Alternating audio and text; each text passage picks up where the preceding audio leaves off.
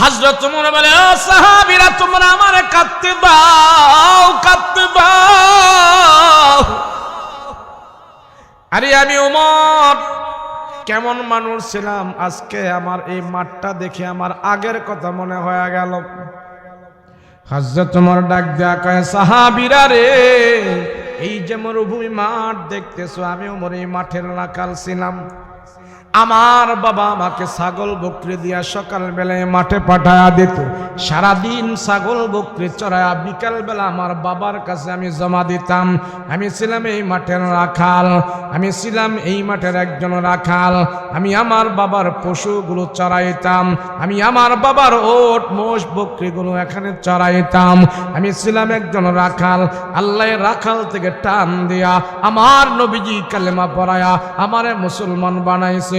শুধু মুসলমান হই নাই, আমি অর্ধ জাহানের খলিফা আল্লাহ আমারে বানাই দিছি।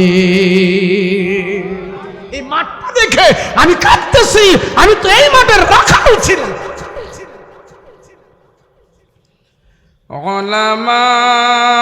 উলামাই উম্মতিহি ওয়া ফুকাহাই মিল্লাতিহি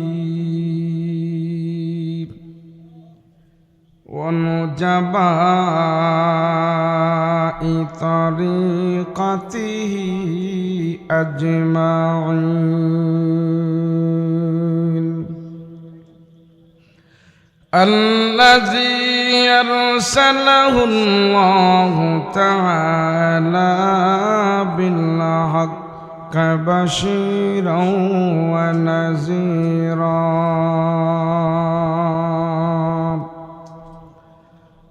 وداعيا إلى الله بإذنه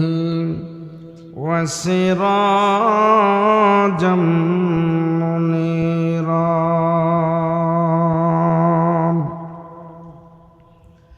أما بعد فأعوذ بالله من الشيطان الرجيم بسم الله الرحمن الرحيم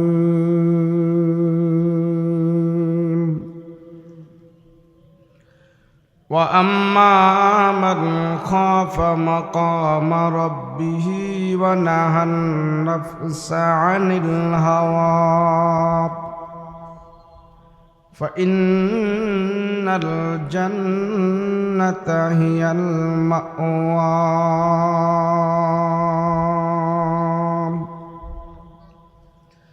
قال سيدنا رسول الله صلى الله عليه وسلم المرء على دين خليله فلينظر أحدكم من يخالل أو كما قال النبي عليه الصلاة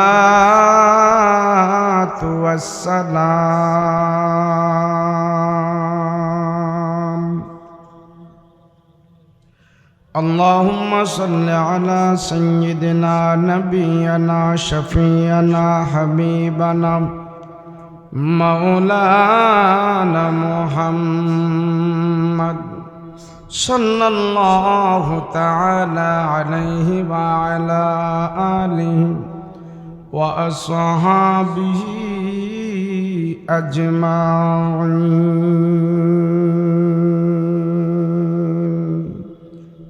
الحمد لله আল্লাহ পাকের দরবারে শুকর আদায় করছি, বলি আলহামদুলিল্লাহ। আল ইত্তেহাদ ইসলামী যুব কমিটি মাথেউরা চা বাগানের উদ্যোগে ওয়াজ দোয়ার মাহফিল, মহতারাম শ্রদ্ধাভাজন সভাপতি মুআজ্জাজ মুকাররম উলামায়ে কেরাম, তুলাবায়ে ইলজাম,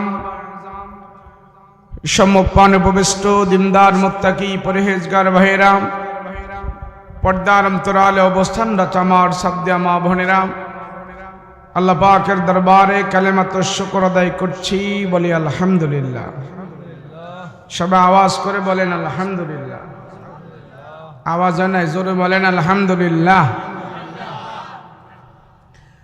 লম্বা চোরা ওয়াজ হয়েছে, কথা হয়েছে। এখন দুইটা জিনিস বাকি রয়েছে।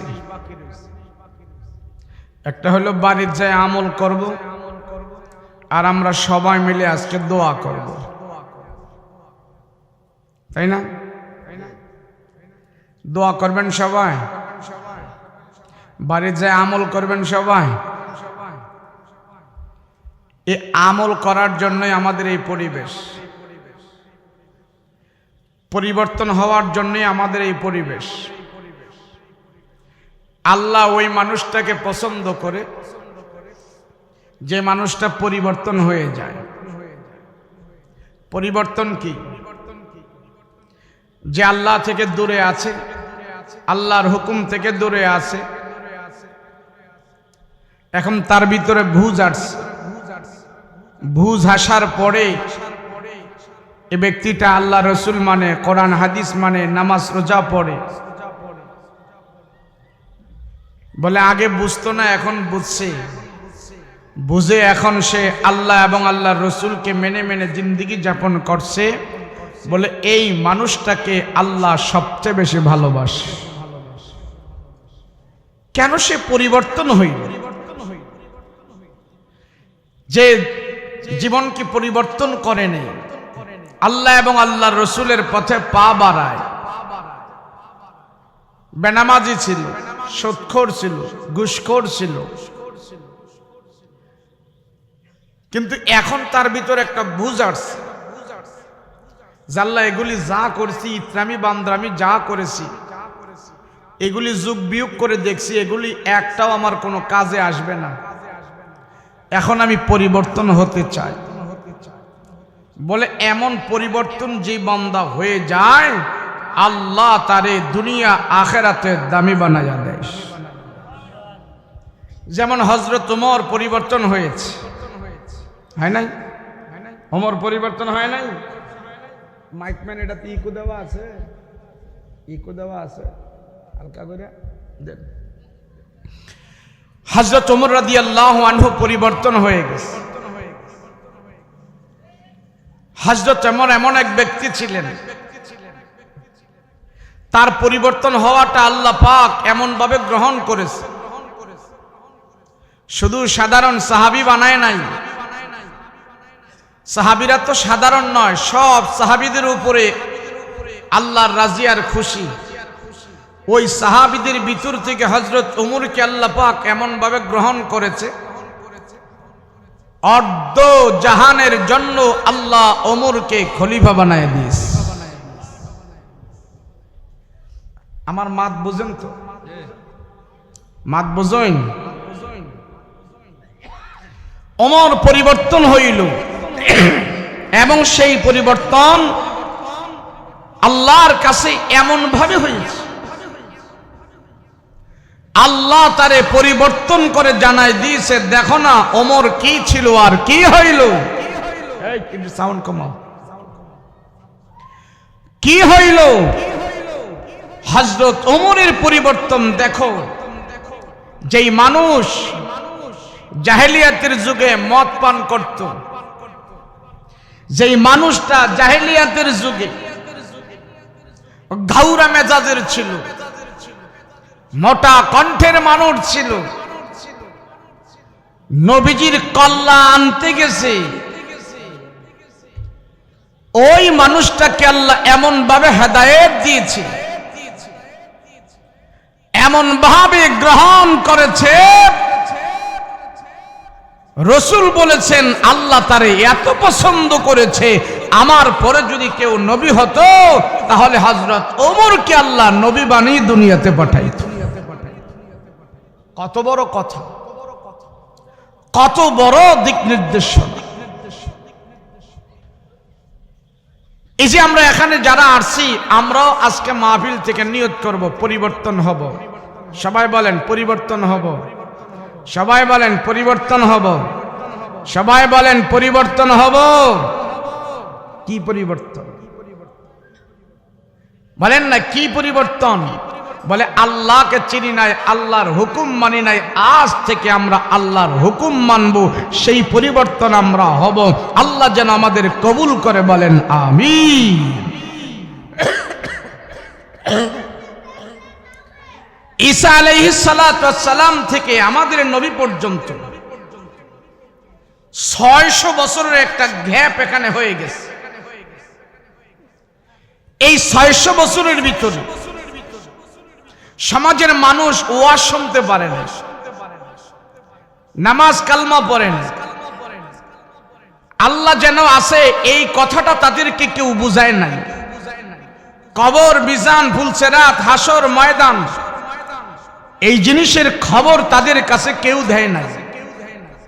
না দেওয়ার ফলে ঈসা আলাইহিস সালাতু ওয়াস সালাম থেকে আমাদের নবী পর্যন্ত এই 600 বছরের মানুষগুলো বদ্দীনে পরিণত হয়েছে, জাহিলি রূপে আবির্ভাব হয়েছে, এবং তাদের চরিত্রগুলো এত নষ্ট হয়েছে।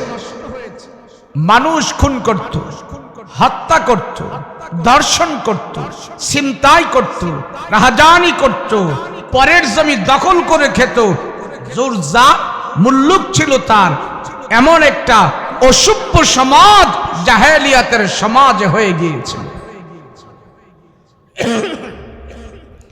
ওই জাহেলিয়াতের সমাজকে আল্লাহ দূরীভূত করার জন্যে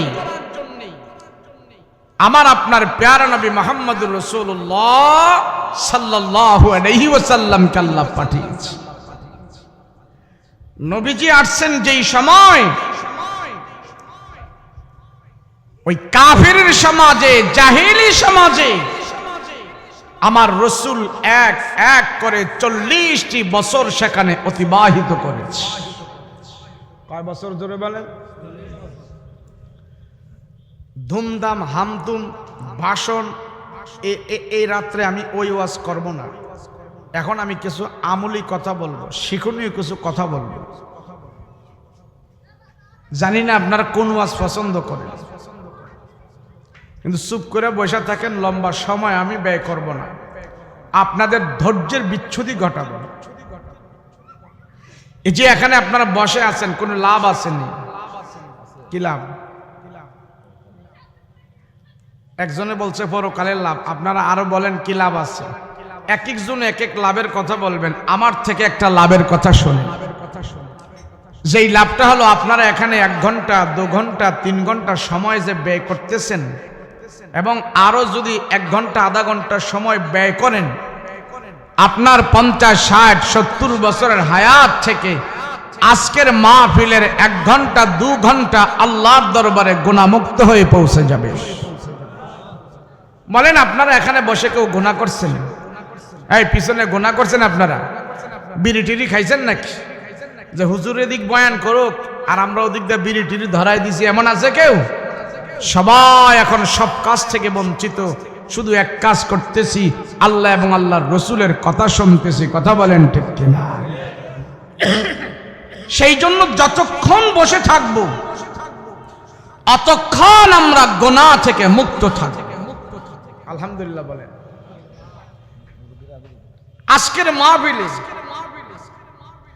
আজকের মাহফিলে আমাদের সিদ্ধান্ত হবে পরিবর্তন হওয়া। রাজি আছেন ইনশাআল্লাহ?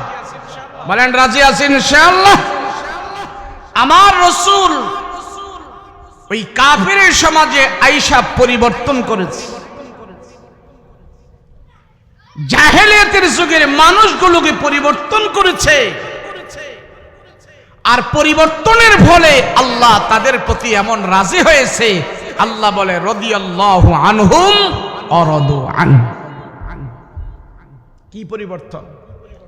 বলেন, আমার রাসূল দুনিয়াতে আসার পর কোন র‍্যাব নাজিল করছিল? জেলখানা বানিয়েছিল? অস্ত্র হাতে নিয়েছিল? কারো উপরে কোনো আঘাত করেছিল? করেন। তাহলে মক্কায় 13টি বছর আমার রাসূল যেই পরিবেশ তৈরি করেছে, র‍্যাব ছাড়া, বিডিআর ছাড়া, আর্মি ছাড়া, অস্ত্র ছাড়া, এমন একটা পরিবেশ তৈরি করেছে, শুধু আমার রাসূলুল্লাহর আখলাকের মাধ্যমেই সেই পরিবেশ তৈরি হয়েছে। জাহেলিয়াতের যুগের মানুষ খুন করত, হত্যা করত, রাহাজানি করত। তাদের ভিতর থেকে একজন সন্ত্রাস ছিল, ডাকাত ছিল, তার নাম হলো দাহিয়াতুল কলবি। নাম কে জোরে বলেন? দাহিয়াতুল কলবি। সে মানুষ খুন করত, শেষ পর্যন্ত তার মেয়েকে পর্যন্ত সে খুন করেছে। তার আত্মা কাঁপে নাই, তার অন্তর কাঁপে নাই। বলেন সেই সন্ত্রাসী পর্যন্ত আমার রাসূলুল্লাহর আদর্শে এমন ভালো হয়েছে, দাহিয়া কালবির স্বরূপ ধারণ করে আল্লাহ আসমান থেকে জিব্রাইল আমিনকে আমার রাসূলের কাছে পাঠাইতেন। দাহিয়া কালবির কানে খবর গেল যে ওমর রাদিয়াল্লাহু আনহুর কানে, ওমর রাদিয়াল্লাহু আনহুর ভালো হয়ে গেছে, ওমর নম্র ভদ্র হয়ে গেছে। এ ভাই আমার দিক তাকান, আপনি মাইকের সাউন্ডটা যে ভিতর বাহির আওয়াজ এটা বন্ধ করেন, এর সাউন্ড একটু বাড়ান, ভয়েসটা কমান, সাউন্ডটা বাড়ান, হ্যাঁ, প্রতিধ্বনি যে বেশি না হয়।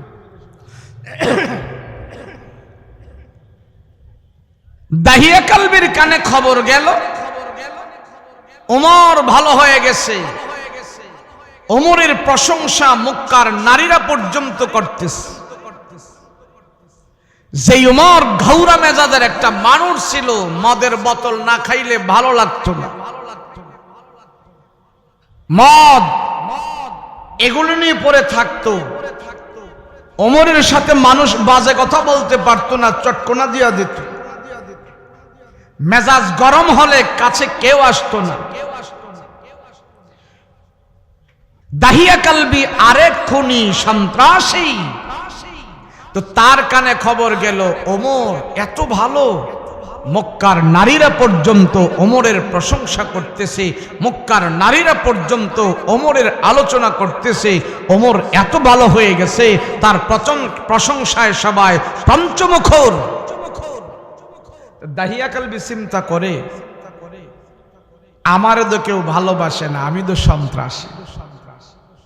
ওমরে এত ভালোবাসে, কার সাথে থেকে ওমর এমন ভালো হইল? তো দাহিয়া কালবি শুনতে পেল যে আব্দুল্লাহর বেটা মোহাম্মদের সাথে থেকে ওমর জীবন যাপন করতেছে, তার সাথে থেকে ওমর এত ভালো হয়েছে, নম্র ভদ্র আখলাকওয়ালা হয়েছে, সেই জন্য মক্কার প্রতিটি মানুষ ওমরের প্রশংসা করতেছে। দাহিয়া কালবি মনে মনে চিন্তা করে, আরে এমন কোন মানুষের সাথে থেকে হযরত ওমর এত ভালো হয়ে গেল,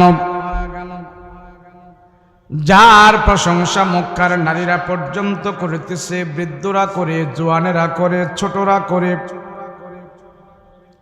আমি দাহিয়া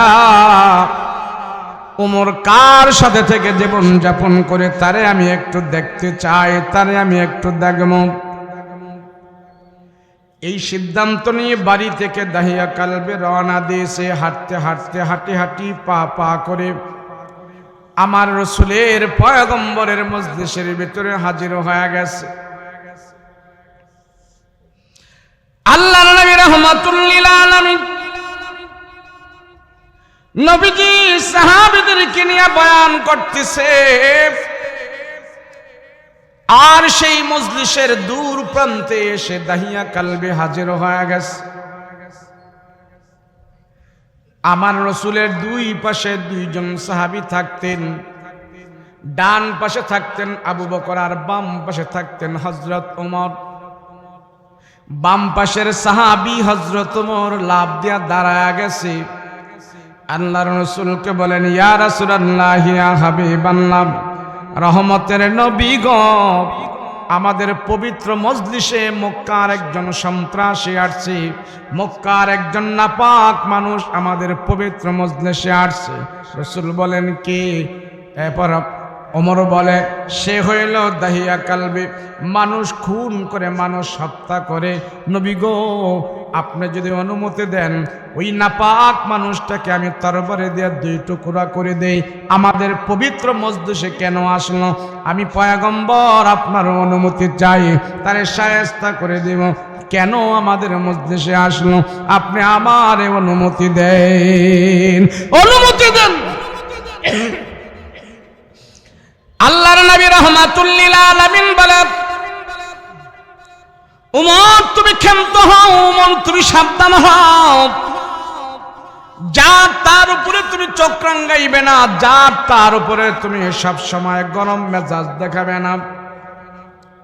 উমর তুমি আগে তার কাছে যাও, তাকে যা জিজ্ঞেস করো কেন আসছে, কারণ কি, কি ব্যাপার। হযরত ওমর আমার পয়গম্বরের আদেশ পেয়ে হাঁটি হাঁটি পা পা করে দাহিয়া কালবির দিকে আগায় আগায় যাচ্ছে। ওমরের আগমন দেখি দাহিয়া কালবি ভয় পায়া গেছে। হায় রে ওমর আমার দিকে যেইভাবে আসতেছে, যদি আমাকে কিছু এখন বক্সায়া দেয় আমি তো ওমরের সাথে পারবো না। ওমর যে মেজাজ নিয়ে আমার দিকে আসতেছে, ওমর যদি আমাকে কোনো কিছু করে বসে আমি তো ওমরের সাথে পারবো না। কেন আমার দিকে এমন ভাবে আসতেছে, কারণ কি? দাহিয়া কালবি মনে মনে ভাবতেছে, আমি কি থাকবো না ভাগবো, আমি কি দৌড় দিব না, কোথায় যাব, কি করব, চিন্তা ভাবনা করতে করতে এক পর্যায়ে হযরত ওমর দাহিয়া কালবির কাছে পৌঁছে গেল। দাহিয়াকে যা জিজ্ঞেস করে, দাহিয়া কেন তুমি আসলা এখানে, কারণ কি, কেন আসলা বলো, কি কারণে তুমি এখানে আসছো বলো, এই দরবারে কেন আসলা? তুমি একজন সন্ত্রাসী, তুমি হইলে নাপাক, তুমি হইলে নাপাক, তুমি হইলে বেঈমান, তুমি আমার রাসূলের পবিত্র মজলিসে কেন আসলা, কারণটা কি বলো বলো বলো। আজকে কিন্তু মিথ্যা কথা বলবা না, তোমার দিলের কথা বলবা, তুমি মুখের কথা বলবা না। যদি তুমি আমার সাথে কথায় 2 নম্বরে করো, আমার ওমরের হাত থেকে কিন্তু তোমাকে কেউ বাঁচাইতে পারবে না। বলো। দাহিয়া কালবি ডাক দিয়ে বলে, নবীর সাহাবী ওমর, আজ আমি মিথ্যা বলার জন্য আসি নাই, আমি আসছি এখানে আমার দিলের কথা বলবো, আমি মুখের কথা বলবো না। ওমর তুমি আমাকে ভয় দেখায় না, আমি আজকের মনের কথা বলবো। কেন আসছি? আমার মনের কথা বলবো, মুখের কথা নয়। ওমর রাদিয়াল্লাহু আনহু এবার যখন বলল, কেন আসছো বলো, সত্য কথা বলবা, না হয় তরবারি দিয়ে কিন্তু তোমাকে 2 টুকরা করা হবে। ওই দাহিয়া কালবি সন্ত্রাসী ডাক দেয়া বলে, ওমর গো, আমি আসছি আজকে তুমি কোন নবীর সাথে থেকে জীবন যাপন করতেছো, তোমার প্রশংসা মুখকার সব মানুষ করতেছে, তুমি তো এমন ভালো চেনে না, তুমি তো মাতলামি করতাম মদ খায়া, তুমি তো মানুষের সাথে রাগান্বিত হইতা, মোটা কণ্ঠে মানুষের সাথে গরম মেজাজ দেখাইতা। আজকে তুমি এত ভালো, তোমার প্রশংসা সবাই করতেছে, আমার কাছে বলো কেন তুমি এমন করতেছ?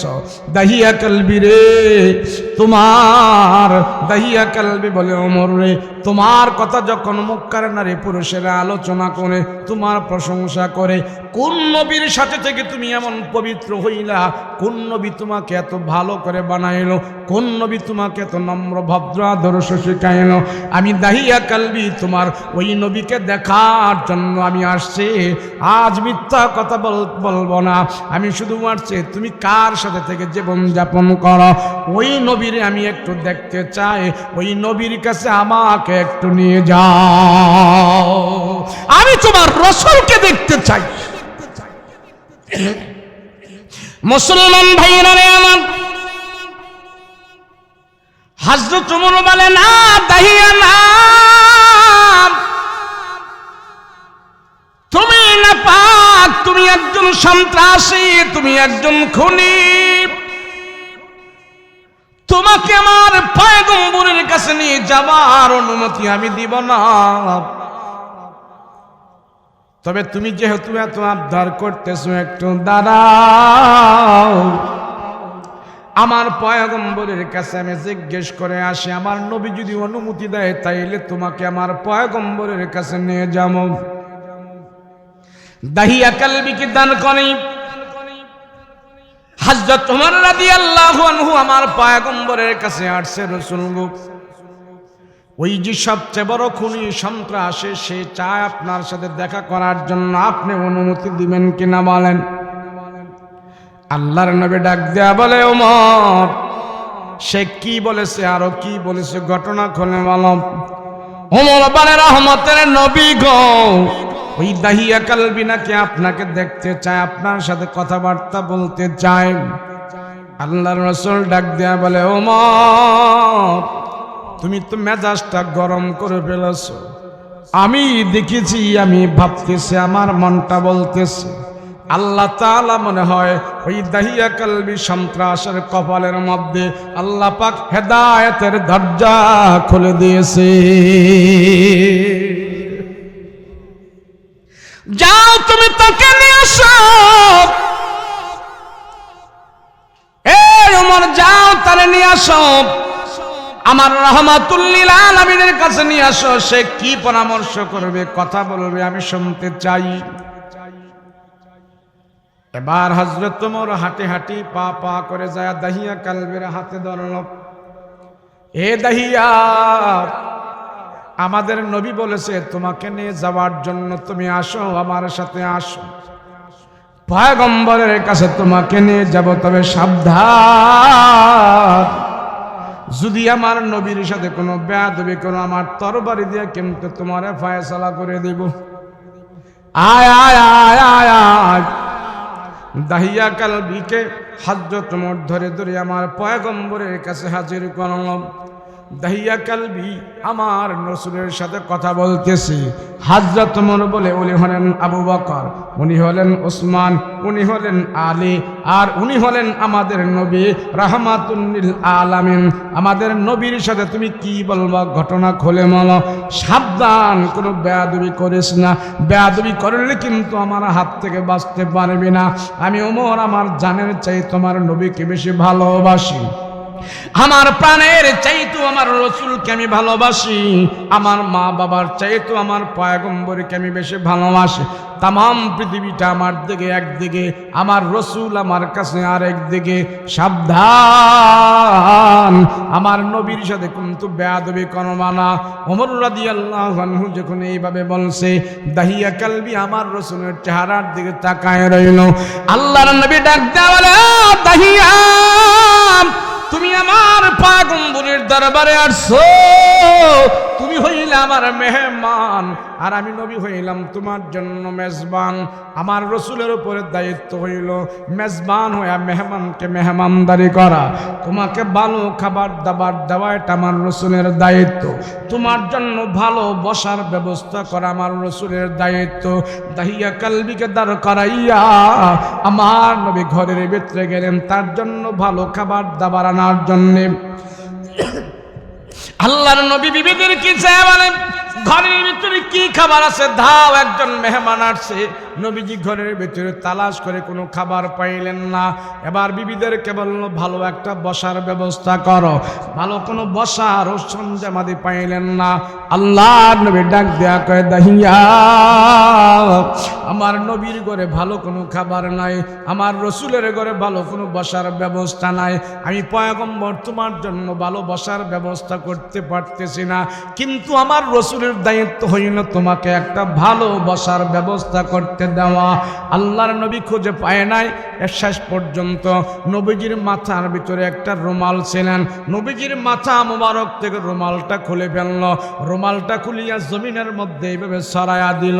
হে দাহিয়া বসো, এই মুহূর্তে আমার কাছে আমার রুমালের সবচেয়ে বেশি দাম, আরে দামি জিনিস দিয়া তোমাকে আমি আহ্বান করতেছি, আমার রুমালের উপরে বৈশা তুমি মেহমানদারি আদায় করে নাও। আল্লাহু আকবার।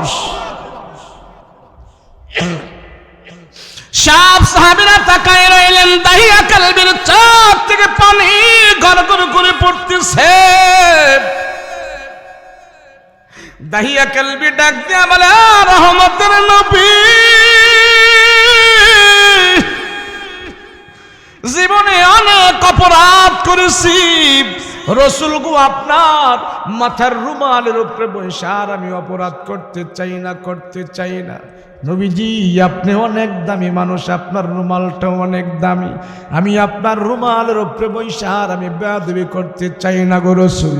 তামাম পৃথিবীর চাইতে আপনার রুমালের দাম বেশি, তামাম পৃথিবীর চাইতে আপনার রুমালের অনেক দাম বেশি। আমার মতো একটা নাপাক মানুষ আপনার রুমালের উপরে বসে আমি বেয়াদবি করতে চাই না। ও রহমতের নবী গো, জীবনে বহুত খারাপ করেছে আর আমি খারাপ করতে চাই না, আপনার রুমালের উপরে আমি বসবো না। আল্লাহর নবী ডাক দিয়ে কয় তুমি খারাপ হও, তুমি যত খারাপ হও, তুমি যত বড় খারাপ হও, আমার রসুলের কাছে তুমি আসছো, তুমি আমার এখন মেহমান আর আমি নবী হইলাম তোমার জন্য মেজবান। আমার রুমালের উপরে বসে তুমি মেহমানদারি আদায় করে নাও। একজন খুনি আসছে আমার রাসূলুল্লাহ দরবারে, সেই খুনির সাথে রসুল কেমন উত্তম ব্যবহার, অনেক দূর গেল। এক জায়গায় যায় হযরত ওমর সবাইকে থামায় দিল, থামাও। সবাই থেমে রইলেন। হযরত ওমর দাঁড়িয়ে দাঁড়িয়ে চোখের পানি ছেড়ে ছেড়ে কান্না করতেছে। সঙ্গী সাথীরা জিজ্ঞাসা করতেছেন, ওমর গো কেন আপনার চোখের মধ্যে পানি, কেন আপনি কান্নাকারি করতেছেন, কারণটা কি? হযরত ওমর বলে, ও সাহাবীরা তোমরা আমারে কাঁদতে দাও। আরে আমি ওমর কেমন মানুষ ছিলাম, আজকে আমার এই মাঠটা দেখে আমার আগের কথা মনে হয়ে গেল। হযরত ওমর ডাক দেয়া কয়, সাহাবীরা রে, এই যে মরুভূমি মাঠ দেখতেছো, আমি ওমর এই মাঠের রাখাল ছিলাম। আমার বাবা আমাকে ছাগল বকরি দিয়া সকাল বেলায় মাঠে পাঠায়া দিত, সারাদিন ছাগল বকরি চড়ায়া বিকাল বেলা আমার বাবার কাছে আমি জমা দিতাম। আমি ছিলাম এই মাঠের রাখাল, আমি ছিলাম এই মাঠের একজন রাখাল। আমি আমার বাবার পশুগুলো চড়াইতাম, আমি আমার বাবার ওট মোষ বকরিগুলো এখানে চড়াইতাম। আমি ছিলাম একজন রাখাল। আল্লাহ রাখাল থেকে টান দিয়া আমার নবীজি কালেমা পড়ায়া আমারে মুসলমান বানাইছে। শুধু মুসলমান হই নাই, আমি অর্ধ জাহানের খলিফা আল্লাহ আমারে বানাই দিছি। এই মাঠটা দেখে আমি কাঁদতেছি, আমি তো এই মাঠের রাখাল ছিলাম। হযরত ওমর বলে, সাহাবীরা আমি ওমরের কোনো যোগ্যতা নাই, আমি ওমরের কোনো দাম নাই। আমি একটা মগা ছিলাম, মগা মানুষ ছিলাম। ওমর একজন মগা ধরনের মানুষ ছিল। মগা বুঝেন তো? বুঝেন না? বুঝেন না? মগা বুঝেন? হামদু বুঝেন? এটা বুঝেন না? বলদ বুঝেন? হাই হাই, বুঝেন না? বলদ বুঝছে না? এক এক দেশে গেলে এক এক ভাষা। ওই ঢাকায় কয় আবুল, কুমিল্লায় কয় মগা, রংপুরারা কয় অগা, বগুড়ায় গেলে কয় মফিজ, ওই বরিশাল খেবুপাড়ার হেদিকে গেলে কয় বলদ, খেবুপাড়ার বলদ। আপনাকে দেশে কি কয়? হ্যাঁ বোকা, হ্যাঁ বোকা কয়। এই মাথা লাড়া দিয়েছে, সব বুঝছে আলহামদুলিল্লাহ। বোকা সিলেট হয়েছে বোকা, রংপুর গেলে অগা, কুমিল্লা গেলে মগা, বগুড়ায় গেলে মফিজ, আর বরিশাল গেলে কই খেবু পাড়ার বলদ। এমন একটা মগাসগ মানুষ ছিলেন হযরত ওমর। ওই মগা থেকে আল্লাহ টান দিয়া কোরআনের বরকতে, ঈমানের বরকতে মুসলমানদের খলিফা বানাই দিয়েছে। হযরত ওমর কয়, সাহাবীরা আমার কোনো দাম ছিল না, কোরআনের কারণে আল্লাহ আমাকে দামি বানাই দিয়েছে, আমার রাসূলের কারণে আমাকে দামি বানাই দিয়েছে। সে ওমর অনেক কথা। এখানে ওমর যখন রানিং প্রেসিডেন্ট, হযরত ওমর রাদিয়াল্লাহু আনহু মদিনার রাষ্ট্র পরিচালনা করতেছেন, তো যুবকদের প্রতি হযরত ওমরের একটা বিশেষ নজর ছিল, বিশেষ নজর। তো ওমর রাদিয়াল্লাহু আনহুর কানে খবর আসলো, ওমর এই আপনার রাজ্যে একটা ছেলে আছে, এই ছেলের প্রশংসা না করে আমরা পারছি না। বলে কে? বলে ছেলেটা খুব পরহেজগার, আল্লাহওয়ালা, নওজোয়ান, যুবক, পবিত্র যুবক, তার প্রশংসা আমরা সবাই করি, তার আদব আখলাক সব আমাদের কাছে ভালো। তো হযরত ওমরও তার খবর নিয়ে দেখলো যে আসলে ছেলেটা খুব ভালো। আপনাদের এই সমাজে এমন ছেলেপেলে আছে না নাই? মাদ্রাসায় পড়ে না, স্কুলে পড়ে, ভার্সিটিতে পড়ে, কলেজে পড়ে, কিন্তু 5 ওয়াক্ত নামাজও পড়ে, আছে না নাই? স্কুল কলেজে পড়ে, সে শার্ট প্যান্ট পরে না, পাঞ্জাবি পরে, হুজুরের মতোই দেখা যায়, এমন ছেলেপেলে আছে না নাই? তো ওমরের জামানায় এমন একটা নওজোয়ান যুবক ছিল, এলাকার সবাই তার প্রশংসা করত। হযরত ওমরও তার প্রশংসা করতেছে, এত ভালো ছেলে। তো সবাই তার প্রশংসা করে।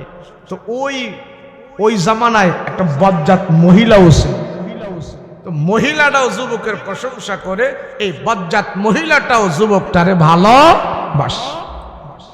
এখন সবাই ভালোবাসে দিল দিয়া মোহব্বত, সবার ভালোবাসা এক, আর এই বজ্জাত মহিলার ভালোবাসা হইল আরেক। যুগে যুগে এমন বজ্জাত মহিলা পৃথিবীতে ছিল, আছে না নাই? রাসূল শেখ সাদি রহমাতুল্লাহি আলাইহি বলেন, মহিলা যদি বজ্জাত হয়ে যায়, মহিলা যদি খারাপ হয়ে যায়, সাপের চাইতেও আরো একটা আরো বেশি খারাপ হয়ে যায় ওই মহিলা, যেই মহিলা ঈমান হারা, পর্দা হারা, বজ্জাত, বেয়াদব, অসভ্য, এই জাতের যদি কোনো মহিলা হয়, এই মহিলাটা শুধু খারাপ নয়, সাপের চাইতেও আরো বেশি খারাপ। মানে কেমনে? কবি কত সুন্দর করে বলছে, বলে আপনার ঈমান আর আমল যদি ভালো থাকে, সাপে যদি আপনার কামড়ে, কি ও কথা কন কেন? বন্ধ করে দেবো আজ কথা কই না। আবহাওয়া পরিবর্তন হইতেছে, ঠান্ডা ঠান্ডা লাগিয়া গেছে, আইসি একটু কথা কইয়া যায়, বেশি সময় নিতাম না, আর 10টা মিনিট দোয়া টোয়া করবো, অসুবিধা আছে? তো ওই বজ্জাত মহিলা ওই সাপের চাইতেও আরো খারাপ মহিলা মানুষ। কেন?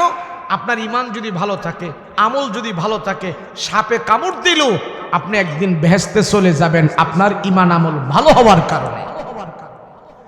আর মহিলা যদি ষড়যন্ত্র করে আপনারে, তো আপনার ঈমান আমল দুনিয়া আখিরাত সব ধ্বংস করে দেয়। কথা কয় না? আপনি তো মৌলভীবাজারের মহিলাকে কথা কইতেছি না, ঢাকা শহরের কথা কইতেছি। থাকলো ইনশাল্লাহ আপনাদের দিয়ে এত খারাপ না, ভালো হয়ে যাবে ইনশাল্লাহ। আল্লাহ কবুল করেন, বলেন আমিন।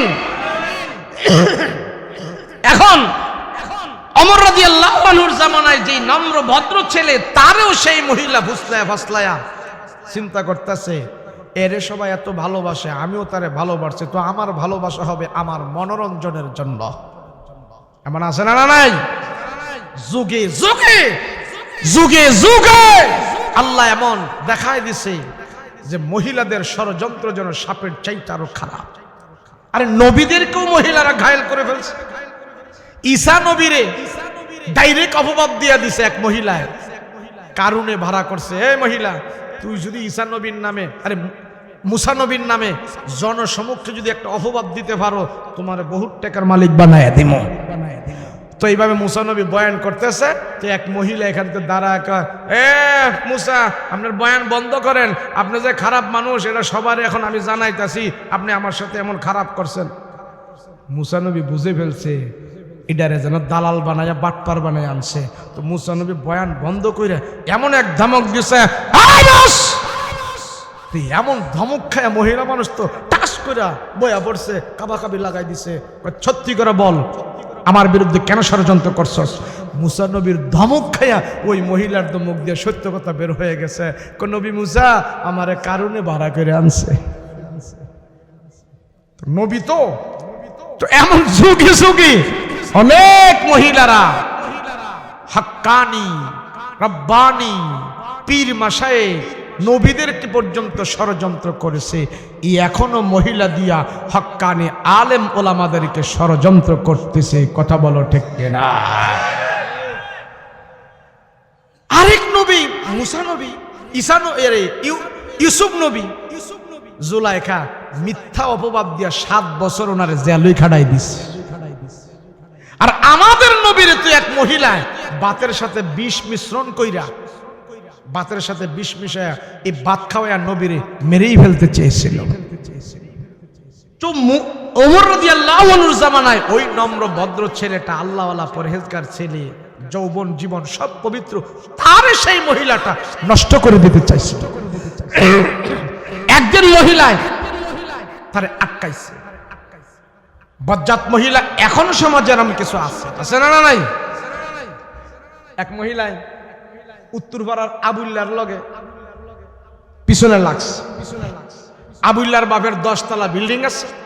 তো মহিলাটা চিন্তা করতেছে, যদি আবুল্লার একটা ফেসের মধ্যে ভালাইয়া বিচার আচার করতে পারি, তাহলে তার থেকে কিছু মাল পানি দোয়াইতে পারবো। কথা বুঝছেন? মাত বুঝছেন? মহিলা ষড়যন্ত্র। এখন মহিলা ষড়যন্ত্র করে আবুল্লারে কেমনে ফান্দু ফালাইবো, বিচার আচার করে কিছু টাকা নেব। মহিলা মানুষ তো, লাশ লজ্জা না থাকলে, পর্দা পুশিদা না থাকলে এই মহিলা শয়তানের চাইতে আরো খারাপ বেশি হইয়া যায় ডাইরেক্ট।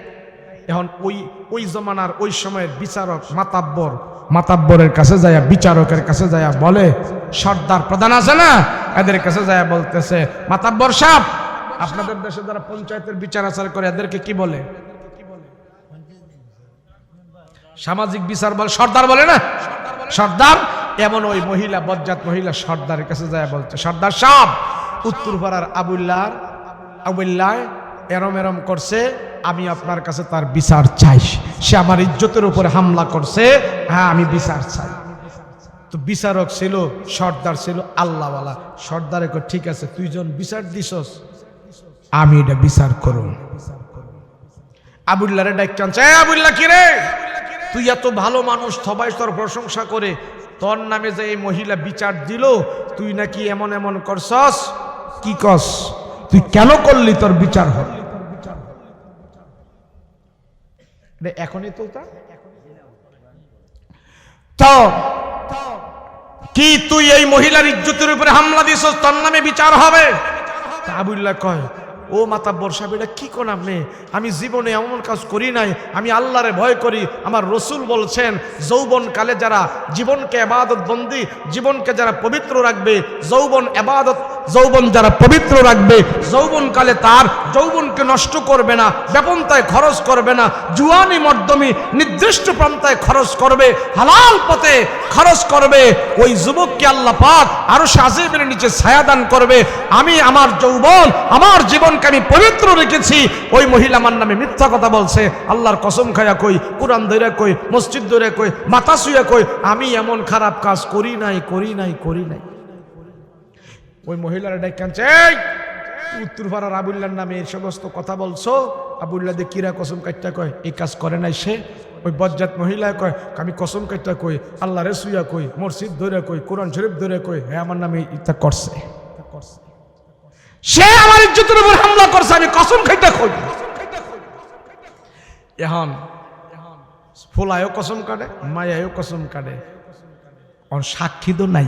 বিচারকে জিগায় মহিলা, রাইট, তোর কোন সাক্ষী আছে? এই কামকে সাক্ষী রেখে করে নাকি? আমি বিচার চাই। আসলে এটা অপবাদ, তার থেকে কিছু মাল পানি দোয়াইব। বজ্জাত তো বিচারক ছিল আল্লাহওয়ালা বিচারক, মাতাব্বর ছিল, সর্দার ছিল আল্লাহওয়ালা সর্দার। আমাদের সমাজে এখন আল্লাহওয়ালা সর্দার আসেনি? না, আছে। 500 টাকা দিলে সর্দার এখন রাতের বেলা ঘুরাইলাই বিচার। আল্লাহওয়ালা খুব, আরে সমাজের কি অবস্থা, বিচারকের যে কি অবস্থা।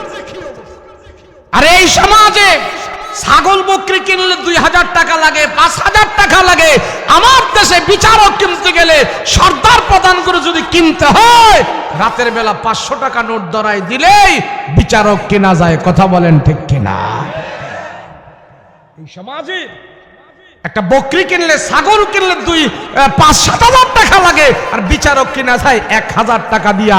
ছাগলের চাইতেও আর বিচারকের দাম কমে গেছে। কথা বলো ঠিক কিনা? ওই সর্দার, ওই বিচারক ছিল আল্লাহওয়ালা বিচারক। চিন্তা করতেছে, মাইয়াও কসম খায়, ফুলায়ও কসম খায়, বিচার কেমনে করি? আল্লাহ বুদ্ধি একটা বাইর করে দাও। বিচারকের মাথায় বুদ্ধি আইছে। বিচারক পকেট থেকে একটা 10 টাকা নোট বার করছে। 10 টাকা নোট বার কইরা ছেলেটারে ডাইকে আনছে, আবুল্লাহ এদিকে কেন 10টা টাকা তোরে দিলাম। আজকে কি বার? বৃহস্পতিবার। আগামী বৃহস্পতিবার সকাল 10টা বাজে আমি যে টাকাটা তোরে দিছি, এই টাকাটা অক্ষত অবস্থায় সুন্দর মতো আমি যেভাবে দিছি এইভাবে আবার 1 সপ্তাহ পরে আমার কাছে আইনা জমা দিবি, পারবি? যদি পারো তাহলে তুমি নির্দোষ। না, ওই মহিলাটারে ডেকে আনছে, মেয়েটারে, এই টাকাটা তোরে দিলাম, আগামী 1 সপ্তাহ পরে আমার কাছে টাকাটা আইনা দিবি। কেউ যে তোর থেকে না নিতে পারে। মহিলা কয় ঠিক আছে সর্দার সাহেব, আমি আইনা দিব। যদি দাও তুমি নির্দোষ, না দিতে পারলে তোমার উপরে সব ক্যাশ কামাইয়ের পড়ব। মহিলারে বাগাই দিছে, যা তো ফুলাডারে ডাক্কে আনছে, আবুল্লাহ রে, ওই যে তোর নামে যে অপবাদ দিছে তার কাছে লাল 10 টাকা একটা নোট আছে, আগামী 1 সপ্তাহের ভিতরে যেমনে হোক টাকা দিয়া হোক, যেইভাবে হোক ভাইল দিয়া হোক, যেমনে হোক ওই মহিলা থেকে 10টি টাকা আগামী বৃহস্পতিবারে আমার কাছে আইনা তুমি জমা দিবা। যদি দিতে পারো তুমি নির্দোষ, আর যদি না আনতে পারো তাহলে তোমার উপরে সব ফিডা পড়বে। যাও। মহিলারে কইছে টাকা যে কেউ না নিতে পারে, আর পুরুষটারে কইছে যেমনে পারো টাকা আনতে হবে। এখন এই পুরুষ তো যায়া বাইতার যায় না, মহিলার বাড়ির আশেপাশে ঘুরঘুর করতেছে, কই রূপালী টাকাটা দি, বাদাম দিমু, বুট দিমু, এটা দিমু, হেডা দিমু, তোর 10,000 5,000 দিমু, তারপর আমার এই 10টা টাকা তুই দে দে। আর মহিলা কয় শয়তান, তোরে আমি টাকা দিমু না, তুই আমার বাড়ির থেকে দূর হ, টাকা দিমু না, সব দিতে পারি তোরে টাকা দিমু না। বাগায়া দিছে। এমন করতে করতে ছেলেটা দেখলো 5 দিন গেল, 6 দিন গেল, ওই মহিলা থেকে টাকা আনতে পারে। আর বিচারক তো বইলা দিছে মহিলারে, টাকা যদি কেউ নিয়ে যায় তাইলে কিন্তু বিচার সব তোমার উপরে চাপবে। 1 সপ্তাহ পরে ওই মহিলা দৌড়াইয়া আসছে, আইসা সাইরা মালিকের সর্দারের কাছে টাকা জমা দিছে। সর্দার সাহেব নেন, এই টাকা আপনি যেইভাবে দিছেন সেইভাবে আমি আপনার কাছে টাকা জমা দিলাম, এই নেন, আমি বিচার চাই, উত্তরপাড়ার আবুল্লাহর নামে আমি বিচার চাই, বিচার করেন, সে আমার সাথে এমন এমন করছে, আমার ইজ্জতের উপরে হামলা দিছে, আমি বিচার চাই। বিচারক কয় কি রে, তোরে টাকা দিলাম 10 টাকা, খুব সুন্দর টাকা দিলাম, টাকা দিয়ে ভাঙ্গা মুঙ্গা কুচমুচ খায়া রয়েছে কে? কই যে আবুল্লাহ শয়তান অনেক জোরাজুরি করছে, ওই ছেলে অনেক চেষ্টা করছে আমার থেকে টাকাটা নেওয়ার জন্য, 1 সপ্তাহ এমন করছে, আমি টাকা দেই নাই, আপনার কথা মানছি, আপনি বলছেন না দেওয়ার জন্য, কেউ আমার থেকে নিতে পারে নাই, আমি অক্ষত অবস্থায় আপনার কাছে টাকাই না দিছি, আমার ইজ্জতের উপরে যে হামলা করছে আমি বিচার চাই। সর্দারে কয়, হে বজ্জাত মহিলা, যে পুরুষ তোর হাত থেকে 1 সপ্তাহ জোরাজুরি কইরা 10টি টাকা নিতে পারে নাই, ওই পুরুষ তোর অদ্দুর নিচে যায় কেমনে ধর্ষণ করে আমার তো বুঝে আসে না, কথা বলেন ঠিক কিনা? বিচারক কয় বান, এটা বান, বান্দা ফিডা লাগা। ও মুসলমান, আমার মায়ের জাতি, আমার বোন, আমাদের যারা নারী জাতি আছে, তারা যদি বলেন আমাদের যৌবন, আমাদের জীবন, আমাদের ইজ্জতের উপরে কোনো পুরুষ হামলা করতে পারবে না, যদি কোনো নারী এই প্রতিজ্ঞা করে, কোনো পুরুষ তার ইজ্জতের উপরে হামলা করার সাহস পাবে না, কথা বলো ঠিক কিনা? হযরত ওমর রাদিয়াল্লাহু আনহুর জামানায় ওই ছেলেকে আটকাইলো মহিলা, বজ্জাত মহিলা আটকাই দিছে। আটকাই দেওয়ার পর এবার ওই যুবক বলে, মা আপনি আমাকে এমন করবেন না, আজকে মা ডাকিস না, মনোরঞ্জনের জন্য তোরে আটকাইলাম। যুবক ডাক দিয়া বলে, মালিক, আয় আল্লাহ, তুমি আমারে কেমন পরীক্ষায় ফলাইলা?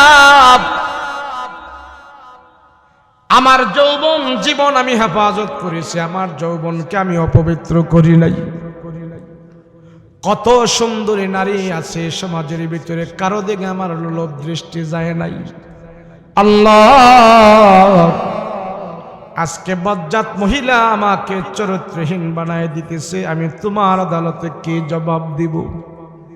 আল্লাহ গো, আমি পবিত্র যৌবন নিয়ে দুনিয়ার জমিন থেকে বিদায় হতে চাই। আয় আল্লাহ, তুমি আমার হেফাজত করো, হেফাজত করো, আমার চরিত্র আমি নষ্ট করব না, নষ্ট করব না। ওই মহিলাটা যখন আগা আগা আসতেছে আর যুবক দিল দিয়ে আল্লাহকে ডাক দিয়া বলতেছে, আল্লাহ আমারে নাপাক বানায়া তুমি কবরে নিও না, পবিত্র অবস্থায় কবরে নাও।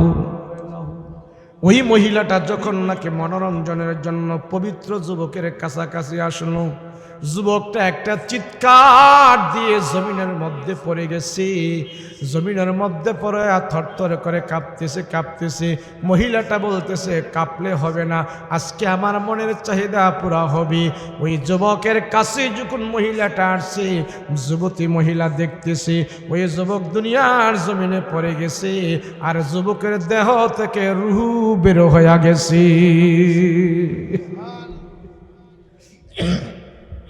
মহিলাটা যুবকের শরীরে হাত দিল, পেটে হাত দিল, মাথায় হাত দিয়া দেখে না, রুহ নাই, রুহ নাই, ডেড বডি হয়ে গেছে, ইন্তেকাল হয়ে গেছে, মৃত্যুবরণ করে ফেলেছে। এবার তো মহিলাটা ভয় পায় গেছে, হায় রে, এখন যদি পাড়া মহল্লার মানুষ দেখে তাইলে আমাকে তো আসামি করবে, আমার ঘরে সে মৃত্যুবরণ করছে। মহিলাটা এখন ভয় পায়া গেছে, আগে আগে যায় সবাই রেজা বলতেছেন, মা বাবা রেজা বলতেছে, এই যুবক পবিত্র অবস্থায় দুনিয়ার জমিন থেকে বিদায় হয়েছে। তোমরা যদি আমাকে মারো, মারতে পারো, তোমরা যদি আমাকে কাটো, কাটতে পারো। আমি চেয়েছিলাম অসৎ পথে নেওয়ার জন্য, মনের ক্ষুধা মিটানোর জন্য, কিন্তু যুবক পবিত্র হয়ে দুনিয়ার জমিন থেকে বিদায় হয়ে গেছে। আমি সত্য কথা বলেছি, আমি ভালো হয়ে যাব, আর কোনোদিন আমি খারাপ করব না। তবে এই যুবক পবিত্র হয়ে দুনিয়ার জমিন থেকে বিদায় হয়ে গেছে। ওই যুবকের মা বাবারা এসে তারে নিয়ে গেল, জানাজার নামাজ পড়ায় দাফন টাফন করে কবরস্থ করে রাখছে। হযরত উমর রাদিয়াল্লাহু আনহুর কানের মধ্যে খবরে গেছে, ওগো উমর, আপনার রাজ্যে যে নম্র ভদ্র ছেলে ছিল, নওজোয়ান আল্লাহওয়ালা পরহেজগার যুবক ছিল, ওই যুবকটা গতকাল রাত্রে পবিত্র অবস্থায় মারা গেছে, আল্লাহর ভয় নিয়ে মারা গেছে। তার যৌবন নষ্ট করে নাই, যৌবনের ক্ষুধা নিবারণ করে নাই। মহিলা আহ্বান করেছে, মহিলার আহ্বানে সাড়া দেয় নাই। সাড়া না দিয়া আল্লাহর কাছে প্রার্থনা করে পবিত্র অবস্থায় দুনিয়ার জমিন থেকে বিদায় হয়ে গেছে। হযরত উমর তার দল বল সবাইকে নিয়ে বলে, ও সাথীরা, আরে এই যুবকের জানাজার নামাজ আমরা পড়াবো।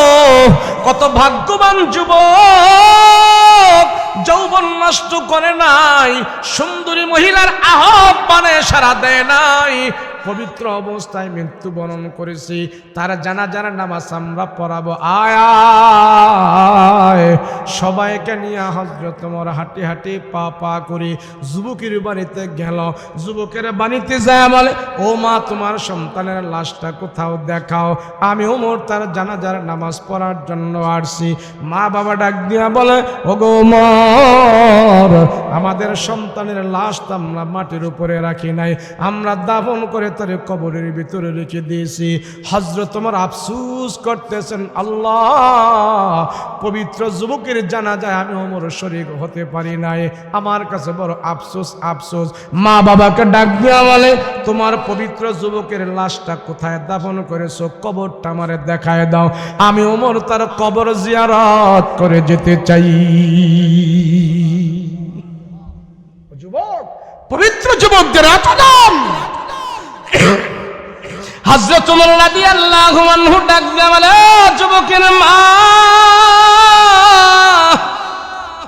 তোমাদের যুবকের কবরের কাছে আমার ওমরকে দাঁড় করায়া দাও।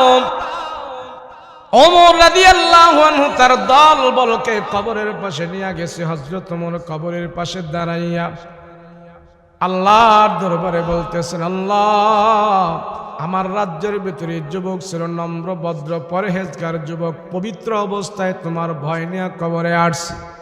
আল্লাহ গো, কোরআনের ভিতরে তুমি একটা আয়াত নাজিল করেছো, ওই আয়াতের ভিতরে তুমি বলেছো যেই যুবক পবিত্র হইয়া চরিত্র নষ্ট করে না, যৌবন নষ্ট করে না, তোমার ভয় নিয়ে যে যুবক কবরের ভিতরে আসে, তুমি সেই আয়াতের ভিতরে ঘোষণা করেছো ওই আল্লাহর বান্দাকে, তোমার ওই বান্দাকে তুমি একটা নয় দুইটা জান্নাত দিয়া তারে সম্মানিত করবা। আল্লাহর রাসূলের সাহাবী হযরত ওমর কবরের পাশে দাঁড়ায় দাঁড়ায় কোরআনের সেই আয়াতটা পড়তেছে, ওয়ালিমান খাফা মাকামা রাব্বিহি জান্নাতান, ওয়ালিমান খাফা মাকামা রাব্বিহি জান্নাতান। এই আয়াত পরে আর আল্লাহকে ডাক দিয়া বলে, আল্লাহ এই আয়াতের ভিতরে বলছো তোমার যে বান্দা পবিত্র হইয়া কবরের ভিতরে যাবে, যৌবন নষ্ট করবে না, কোন নারী তার যৌবন নষ্ট করতে পারবে না, তারে আল্লাহ তুমি দুইটা জান্নাত দিবা। তোমার আয়াতের সাথে আর যুবকের সাথে আজকে মরণটা মিলে গেছে, আমাকে তুমি জানায় দাও, আমাকে আল্লাহ তুমি দেখায় দাও, অথবা আমাকে তুমি শোনায় দাও, তুমি এই যুবকের সাথে কেমন ওয়াদা করেছো, তুমি তারে দুইটা জান্নাত দিছো কিনা। আমি ওমর একটু জানতে চাই, আমি জানতে চাই, আমি জানি তোমার ওয়াদা সত্য, তারপরও আমি ওমর একটু জানতে চাই, আমার মনের তৃপ্তির জন্য এই যুবককে তুমি দুইটা জান্নাত দিছো কিনা। আল্লাহ তুমি আমারে জানাই দাও। হযরত ওমর রাদিয়াল্লাহু আনহু কবরের পাশে দাঁড়িয়ে দাঁড়িয়ে আল্লাহর কাছে অভিযোগ করতেছে, আরে ওমর তো এমন এক মানুষ, যে মানুষটা যদি আল্লাহর দরবারে হাত উঠায়া বলে, আল্লাহ তার কথাগুলো গুরুত্ব দিয়া শুনে, তার চাওয়া পাওয়া আল্লাহ পুরা করে দেয়। হযরত ওমর সেই পদের একজন মানুষ। ওমর যখন বলতেছে আল্লাহ কোরআনের আয়াতের সাথে যুবকের মৃত্যুটা মিলে গেছে, তেয়া তোমারে ভয় করে দুনিয়ার জমিন থেকে গেছি, দুইটা জান্নাত তারে দিছো কিনা আমি জানতে চাই। হযরত ওমর এই কথা বলতেছে, আল্লাহকে বলতেছি। হঠাৎ করে হযরত ওমর দেখতে পাইলেন যুবকের কবরের মাটিগুলো দুই পাশে সরে গিয়েছে। তাফসীর ইবনে কাসিরের ভিতরে আছে, মুফাসসিরিনে কেরাম লেখেন কবরের মাটিগুলো সরায়া দুই পাশে চলে গেছে, আর যুবকের লাশ সরাসরি হযরত ওমরের চোখে পড়েছে।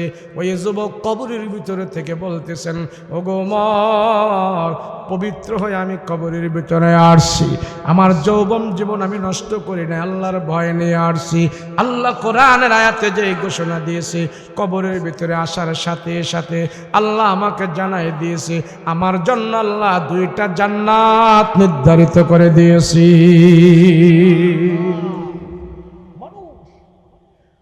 আজকে পাড়া মহল্লার যুবক যুবতী ছেলে মেয়ে চরিত্র নষ্ট হয়ে গিয়েছে, গ্রামগঞ্জে পাড়া মহল্লায় সব জায়গায় মুসলমানের ছেলেরা জিনা জিনা জিনায় লিপ্ত হয়ে গেছে। যেই জমিনে জিনা হয় ওই জমিন থেকে আল্লাহ বরকত উঠাইয়া নিয়ে যায়। যেই জমিনে বেশি জিনা হবে, নারী পুরুষের চরিত্র ঠিক নাই, ছেলেদের চরিত্র ঠিক নাই। এখন অনেক যুবক আছে বিয়ে করতে ভয় পায়, আছে না? না, বিয়ে করে না। এই যুবক, তুই বিয়ে করস না কেন? মা বাবার কাছে কয় আমার কাছে ভয় লাগে। আরে আরে যুবক, বিয়ে করার তোর কাছে ভয় লাগবে কে? ভয় লাগবে ওই যে এদিকে সেদিকে যে অমুকের মায়া তুমুকের মায়ার সাথে ঘুরা গাইরা ওনার এখন টেম্পার শেষ করে ফেলছে। ডাইরেক্ট ওয়াজ এখন আর আকার ইঙ্গিতে কইলে চলবো না। যুব সমাজ ধ্বংস হয়ে গেছে। দেখেন না রাস্তার মোড়ে মোড়ে হারবালের ঔষধ, এত হারবালের ঔষধ কে খায়? Kolkata herbal, India herbal, America herbal, এই হারবাল এই হারবাল, হারবালের ওষুধে বইরা গেছে গা। এই বেটা জুয়ান পুরুষ, তোর কিসের হারবাল? জিগাইলাম, এই মেয়ে এত হারবাল কে খায়? হুজুর বিয়া করতে পোলাপাইন ভয় পায়, ওই পোলাপাইনেরা হারবালের ওষুধ খায়া এখন তাদের শরীর ঠিক করে। আমি কিন্তু বিয়ার পরে খাইব ওটা কি? কথা কোন ঠিক কিনা? তারা আমার ভাই, তারা আমার ছেলে, তারা আমার মেয়ে। আমাদের সন্তানদের খবর আমরা রাখবো, তাদের চরিত্র যেন নষ্ট না হয়। আমার যুবতী মেয়ে, আমার সাবালিকা মেয়ে, আমি তাকে আল্লাহর ভয় দেখাবো, কবরের ভয় জানাবো, হাসরের ভয় জানাবো, মিজানের ভয় জানাবো। জান্নাত আছে, জাহান্নাম আছে। আমার সন্তানদেরকে আমি তালিম দিব, না হয় আমি বাবা কিন্তু তাদের জন্য আল্লাহর আদালতে ধরা খেয়ে যাব। রাজি আছে কিনা? রাজি আছে কিনা? এই যে আল ইত্তেহাদ ইসলামী যুব কমিটি, এই যুব কমিটি, এই যে কমিটি কইরা মাহফিল দিছে, কাজটা খারাপ করছে না ভালো করছে? এই জমানায় যে যুবকেরা এই যে আপনারা এখানে বসে আছেন, আমার আগে যে আমার ভাই সাইফুল্লাহ সাদিক বয়ান করছে, আমি কিছু কথা বললাম, এই যে 2 ঘন্টা তো কমপক্ষে আপনারা এখানে বসেছিলেন, কথা বলেন না কেন? এই 2 ঘন্টা আপনারা কে কি গুনাহ করছেন আমারে বলতে পারবেন? পিছনে কেউ গুনাহ করছেন? কোন গুনাহ করছেন? তো এই যুবকরা বছরে একদিন মাহফিল দিয়ে তারা যেন আমাদেরকে 2 ঘন্টা 3 ঘন্টা আজকে গুনাহমুক্ত সময় উপহার দিয়েছে, এরা সবচেয়ে বড় নেকের কাজ করেছে। আর কিছু কিছু পাবলিক আছে, বুঝাই কয় না বুঝাই কয়, মাথার ভিতরে কি আছে আল্লাহই ভালো